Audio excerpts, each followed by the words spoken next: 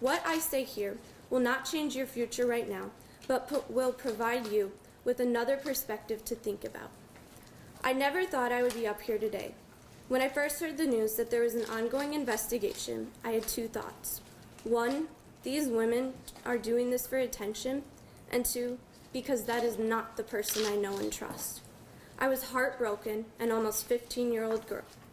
I was a heartbroken, almost 15-year-old girl, sitting on a couch, surrounded by my parents, being asked unimaginable questions about my well-being. I found out when I was supposed to have an emergency appointment the next day, but was very surprised to hear that you were on leave for an unknown amount of time. Almost 15. I had my learner's permit, was in my freshman year of high school, and my biggest worry was whether I was going to get asked to the school dance or not. Almost 15, and little did I know that the next year would be the hardest of my life so far. As I sat on the couch and thought about what was going to happen, I did try to stay optimistic. With no thought at all, I denied ever feeling uncomfortable, despite what my heart was telling me to say. I did everything in my power to protect you. I truly believed that denying the truth would make the problem go away. Well, fast forward less than a year later, and here I am, standing in front of you, doing many things I hate. I am seeing you, putting my whole truth out for everyone to hear, and public speaking, which does not make me happy. So I hope you are actually ready to listen, Larry.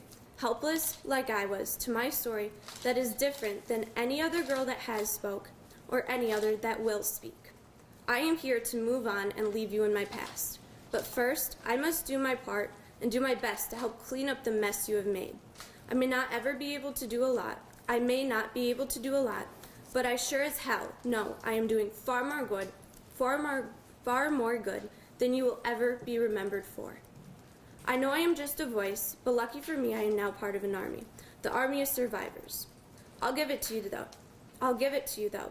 You did somehow manage to bring together and connect over 160 women and girls from all different backgrounds, which is impressive.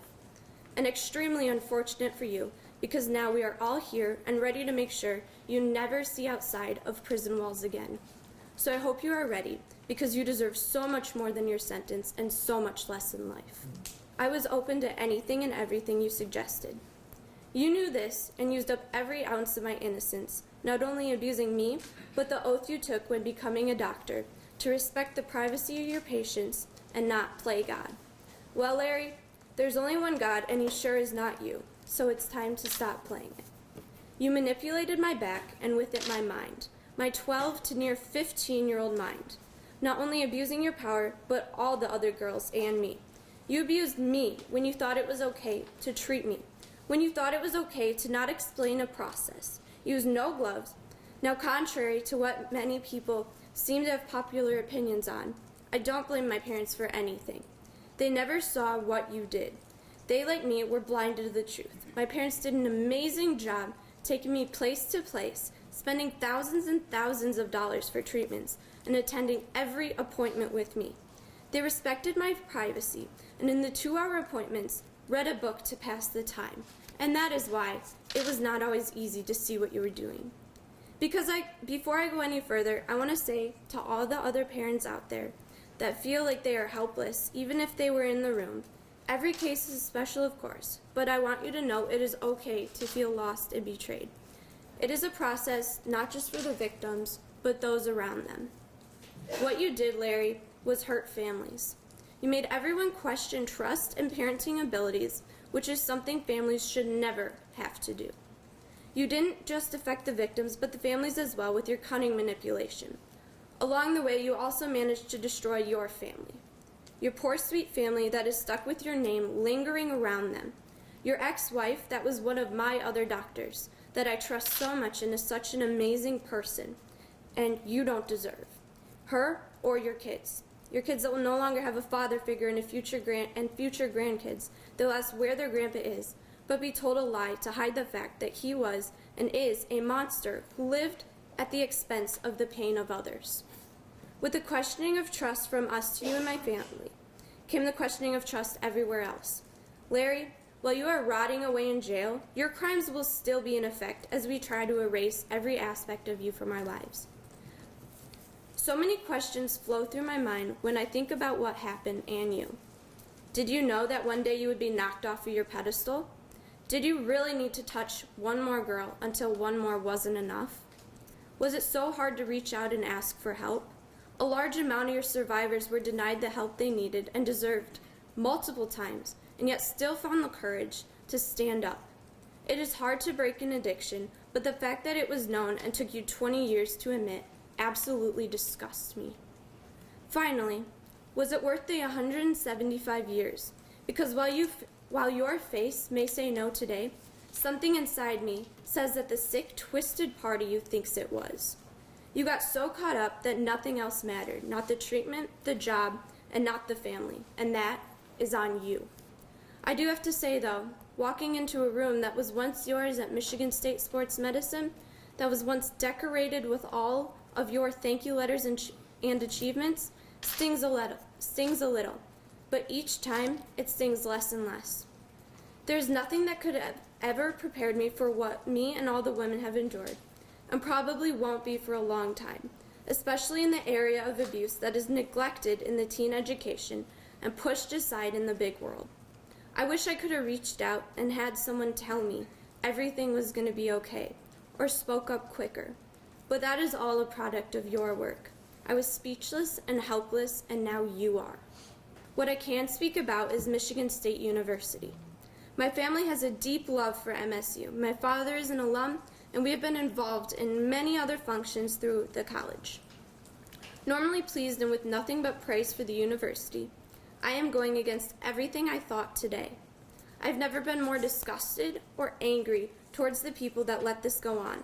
Larry Nassar was first accused in 1994, and by 1997 was working for MSU. One accusation went by and nothing was done, but neglected and pushed aside. By 1998, there were even more, and one was even a 6-year-old. Yet, once again, nothing was done. I hope you know what you have done by not investigating this man so much earlier. If you had, there would have been so many girls saved from the pain. I was not born until 2001. That gave 7 years for change, of which I should have been born to a world where he was irrelevant, and there was more great doctors working at sports medicine like Dr. Kovan. After 7 years went by, there was still 12 more years until I would know his name. Yet I was unaware of any problem that would affect me long term, just like everyone else seeking help. If I have learned a few things from this journey that is far from over, it is this. 1, I am going to move on and forget about you. 2, you will never hurt me or anyone again. 3, I can be a voice and a person that people can feel comfortable talking to in similar situations. 4, even when I feel low and weak, I will only come out stronger. 5, I am never alone no matter what. 6, money will not change what has been done, and there is serious work that needs to be done about sexual abuse and more change in the world we live in. 7, I will grow to be a powerful woman with a voice to be heard. 8, the bad guy never wins. 9, I can only grow from here. And 10, my last tears have already been shed over you. Now, Larry, a few last thoughts. When you go to the doctor's office, feeling sick or hurt, as you may recall from your old job, a common question is to rate your pain on a scale of 1 to 10. 1 being nothing, and 10 being the most pain you've ever felt. I always would say no matter how much pain I was in, at my worst, I was at a 7, 8, or 9. And congrats, you got the first ever 10. For this part, I ask you to look at me in the eyes and listen to what I have to say, because it is the least I deserve in this moment. I do hope you find peace praying to God, because that is the only conversations you will get. It is my job to forgive you, but not to reconcile. That part is up to God and you in heaven, and you talking to try to get to heaven, and your willingness to listen and answer. Now that I have gotten through most of this speech and faced all of my fears and I'm ready to put you in the past, I can say, I forgive you. I don't want to hear anything else, and I am done. I survived the hospital, the MRIs, the x-rays, all the other tests, the physical therapy, and the countless numbers of doctors, and now I have survived you. not as a doctor, which was a right you should have lost over 20 years ago, but as a molester. Thank you.